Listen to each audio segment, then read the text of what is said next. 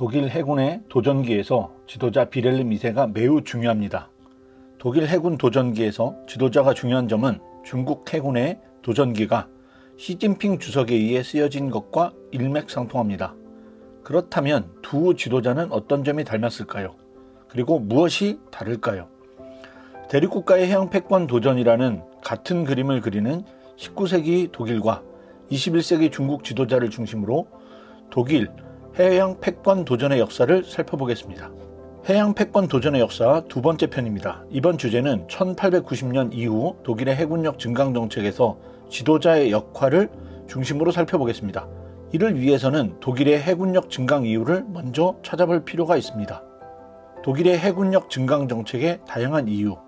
우선 크게 분류해보면 독일의 해군 증강 목적은 대외용과 대내용 두 가지입니다. 첫째, 대외 목적에 따른 측면입니다. 1890년대는 2차 산업혁명 시대입니다. 이때 주인공이 누굴까요? 바로 독일과 미국입니다. 1750년대 발생한 섬유로 대표되는 1차 산업혁명의 주인공이 영국이었다면 독일은 기차, 전기로 대표되는 제2차 산업혁명의 대표 주자였습니다. 따라서 독일은 자국산 제품을 세계시장에 팔아야 했습니다. 원료와 시장 확보를 위해 식민지를 건설해야 하기도 했습니다. 한편 해외 무역은 이를 보호하기 위한 해군이 필수적이었습니다. 독일도 중국의 해외 함대를 구축합니다. 독일은 1897년 자오저우만을 조차하면서 해외 군사기지를 가지게 됩니다. 이는 대양해군으로 해군력을 확대하는 계기가 됩니다. 둘째, 독일 국내 정치가 해군력 증강을 이루게도 합니다. 독일은 철과 호밀 연합이라고 불립니다. 호밀은 독일의 융커라는 농업 귀족을 지칭합니다. 철은 2차 산업혁명 시기 부상한 크르프 같은 철강 회사를 의미합니다. 경제 발전이 영국과 프랑스보다 뒤처진 관계로 독일에는 농업 귀족 세력이 남아 있었습니다. 여기에 산업화 세력이 사회 주류를 차지하다 보니 독일은 두 계급의 타협을 모색해야 했습니다. 비스마르크가 세계 최초로 복지 정책을 사용한 이유기도 합니다.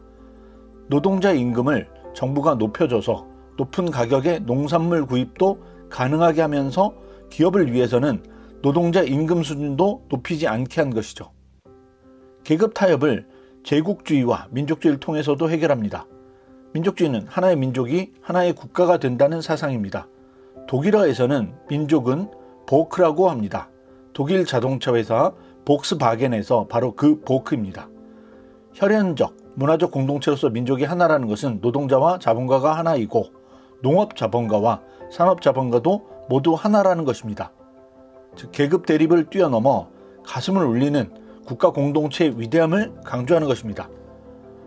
거대한 전함으로 상징화되는 해군은 이러한 민족주의를 강화하는 데 너무나도 좋은 아이템입니다. 현재 항공모함 경쟁을 보십시오. 항공모함 보유를 해군력의 척도로 여기고 값비싼 항공모함을 건조하려는 것도 이러한 민족주의적 속성과 무관하지 않습니다.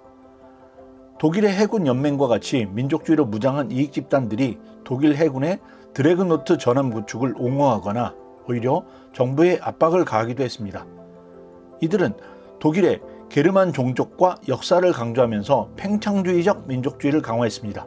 오죽하면 1차 세계대전이 발발하는 날 독일인들이 길거리로 뛰어나와 만세를 부르고 서로 축하를 했겠습니까? 역사적 사건에서 지도자는 왜 중요한가? 독일 해군력 증강에서 가장 중요한 요인을 꼽으라고 하면 당연 비렐름 2세를 들 수 있습니다. 대륙국가 독일이 해군력을 증강하여 우호적인 영국을 적으로 만들었습니다. 비스마르크 시기와 비교해 봅시다. 그럼 비렐름 2세 시대 독일 외교가 얼마나 잘못되었는지를 알 수 있습니다. 비스마르크는 오직 프랑스만이 독일의 복수 전쟁을 원했습니다.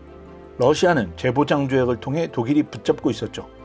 러시아와 오스트리아가 발칸에서 대립했지만 비스마르크는 저글링을 하듯 두 국가를 다뤘습니다. 한편 영국은 지중해 협정으로 독일과 연결되어 있었습니다. 프랑스와 러시아를 견제하고 싶었던 영국도 독일 편이었죠. 그런데 비렐름 2세 외교는 1894년 러시아와 프랑스가 동맹을, 그리고 1904년 프랑스와 영국이 협상을, 마지막으로 1907년 영국과 러시아가 연합하게 했습니다. 생각해보세요. 전통적으로 영국은 프랑스와 러시아와 적대시했었습니다. 그런데 영국이 프랑스와 러시아와 함께 대독일 견제를 위한 삼국 협상을 만들었습니다. 이것 자체가 독일이 노력해야 이룰 수 있는 것입니다. 우호적이었던 주변 국가들을 적으로 돌린 독일의 우둔한 외교의 중심에 독일 황제, 즉 카이저 비렐름 2세가 있었습니다. 독일은 전쟁 없이 계속 성장했다면 유럽의 패권국이 될 수도 있었습니다.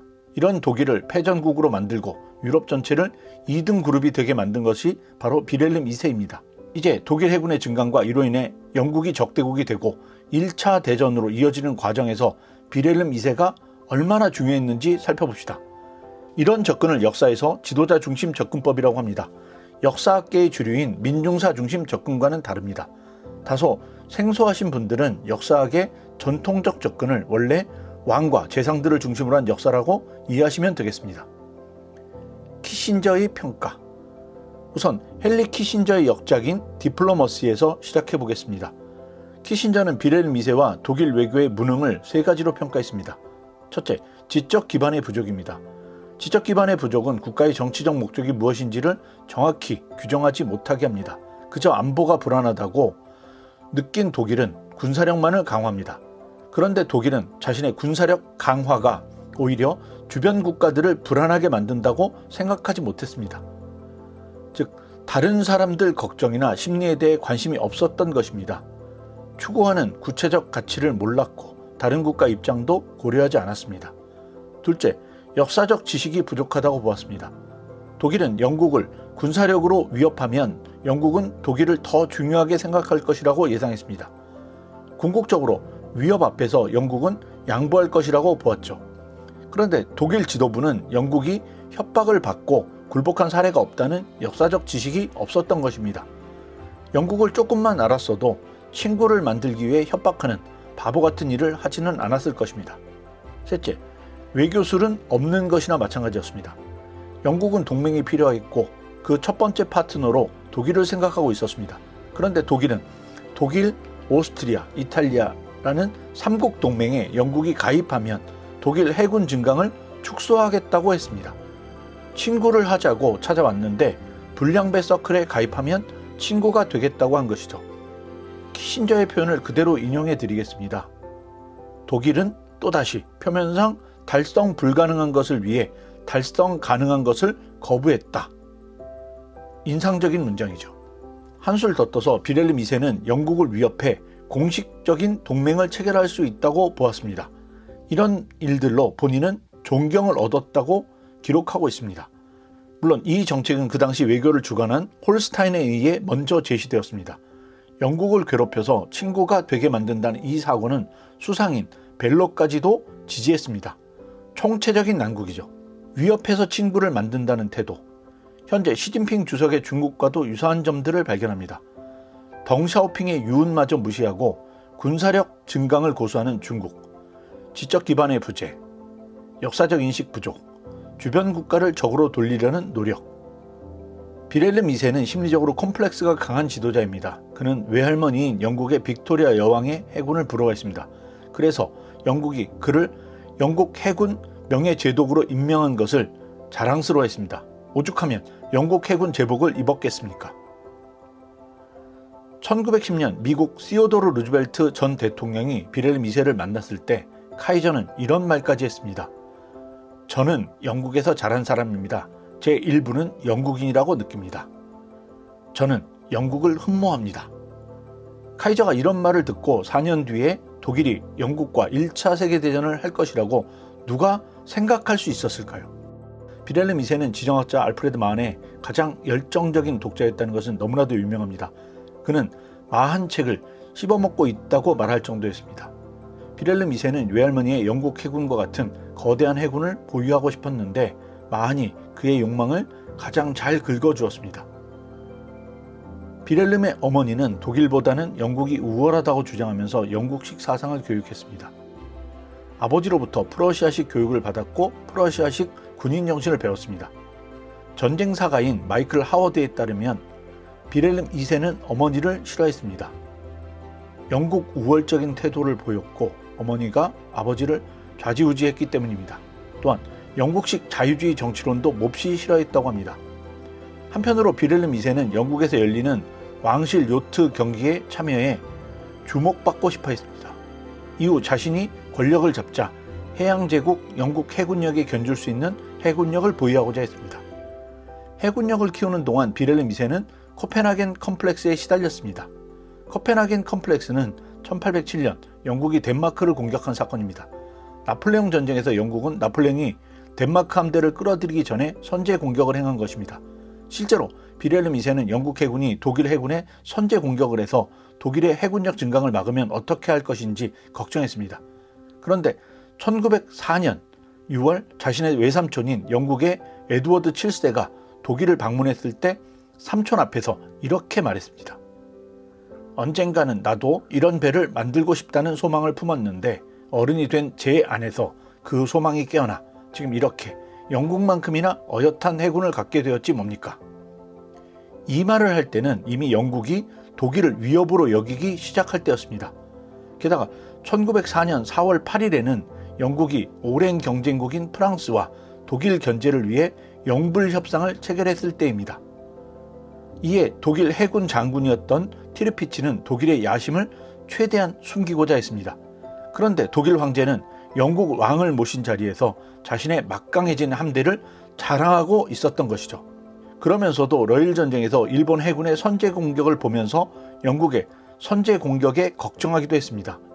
열등감과 우월감이 동시에 작동하는 것이 잘 보여지죠. 바로 컴플렉스가 열등감과 우월감이 동시에 작동하는 것을 의미합니다. 이 분야의 대가인 조나단 슈타인베르크는 이 당시 독일이 존경, 인정, 동등한 권위를 추구했기 때문에 제국이 되고자 했다고 평가했습니다.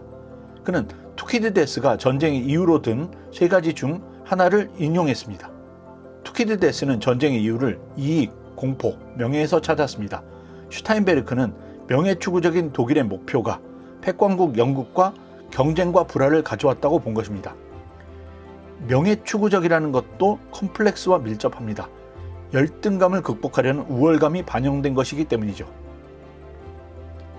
비렐름 2세는 막강한 해군력 자체를 명예, 즉 강대국의 상징으로 본 것이죠. 그의 외할머니인 영국 빅토리아 여왕은 비렐름 2세에 대해 폐하놀이를 하고 싶어한다 라고 비아냥대듯이 말하기도 했습니다. 어린 시절부터 해군에 관심이 많았던 독일 황제는 1897년 속도가 빠른 순양함이 아니라 위대함을 드러내주는 전함을 구축하자고 주장한 알프레드 존 티르피치를 해군 장관에 기용했습니다. 그리고 해군력 증강이란 악셀레이터를 밟았죠. 비렐름 2세는 이성보다는 심리에 영향을 많이 받는 지도자였습니다. MBTI를 빌리자면 사고를 의미하는 T보다는 감정을 중시하는 F라고 할 수 있죠. 극단적인 F. 비렐름 2세가 얼마나 감정적이었는지는 인류 역사에서 가장 중요한 결정을 한 사건을 보면 알 수 있습니다. 1914년 7월 5일, 즉 오스트리아 황태자가 암살당하고 난 뒤 오스트리아 대사가 비렐름 2세를 만납니다. 점심을 하던 중에 비렐름 2세는 수상과 상의하기 전에는 뭐라 말할 수 없다는 신중한 입장을 보였습니다. 그런데 점심 식사 후에는 생각이 바뀌어 그 유명한 백지 위임장을 줍니다. 오스트리아 황태자의 친분이나 사촌 관계인 러시아의 니콜라스 2세가 싸우지 않을 것으로 본 점도 있습니다. 하지만 7월 6일 독일 사업가인 알프레드 크롭을 만났을 때 한 이야기에 주목할 수 있습니다. 이번에는 결코 물러서지 않을 거야 라고 카이저가 말했습니다. 겁쟁이라고 놀림받는 것이 끔찍하게 싫었던 카이저. 그는 강력한 위협이 러시아를 억제시킬 것이라는 오인을 한 것입니다. 이 오인은 결국 얼마 후 1차 세계대전을 가져옵니다. 결론, 동등한 대우를 받고 싶어하는 인물, 명예를 추구하려는 인물, 열등감을 우월감으로 이겨내려고 한 인물, 하지만 주변 사람에 대해 냉담하고 무관심한 인물, 이런 황제가 독일 해군력 증강과 해양 패권 도전의 중심에 있었습니다. 여러분이 보시기에 독일 비렐름 2세의 이야기가 현재 중국 시진핑 주석과 어떤 면이 닮았다고 보이시나요? 댓글에 의견을 공유해 주세요. 같이 역사의 지평을 넓힐 수 있겠죠. 구독과 좋아요를 눌러주시면 미국과 한국 지정학의 이해를 높이는 수준 높은 컨텐츠를 제작하는 데 큰 힘이 됩니다.